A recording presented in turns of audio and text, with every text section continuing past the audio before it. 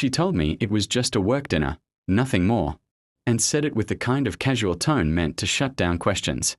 I wanted to believe her because trust is easier than doubt, and because I loved her enough to give her the benefit of that trust. Still, something about the way she avoided my eyes stayed with me long after she left. That night, I tried to distract myself, telling myself that couples have separate lives and that not every dinner needs an explanation. I cooked alone, watched a movie alone, and checked my phone more than I'd like to admit. Each minute felt heavier than the last. Around midnight, my phone buzzed with a notification from an unknown number. I almost ignored it, assuming it was spam, but curiosity won. When I opened the message, my heart dropped before my mind could even process what I was seeing. It was a photo of her sitting close to another man at a candlelit table, their shoulders touching, his hand resting casually on her chair. They didn't look like coworkers discussing quarterly goals.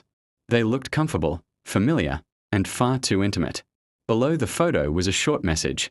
"I'm his wife. I thought you should know."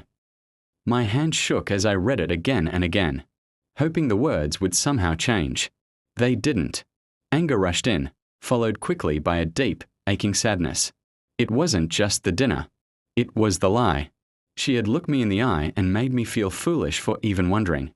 The next morning, she acted normal, texting me a good morning like nothing had happened.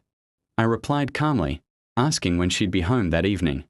She said we needed to talk, as if she sensed the ground shifting beneath her. When she arrived, I didn't raise my voice or accuse her right away. I simply handed her my phone, opened to the photo. Her face drained of color, and for a moment, she couldn't speak.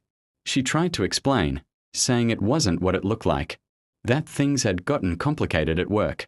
But every excuse sounded weaker than the last, collapsing under the weight of that single image. I told her about the message from his wife, about how strangers shouldn't be the ones revealing the truth. She started crying, not because she was caught, but because her version of the story no longer worked. That night, I realized betrayal doesn't always come loudly. Sometimes it arrives quietly, through a simple photo sent by someone who understands your pain better than the person you love. I didn't beg or argue. I just told her I deserved honesty, and if she couldn't give me that, I couldn't give her my future. Walking away hurt, but staying would have hurt more.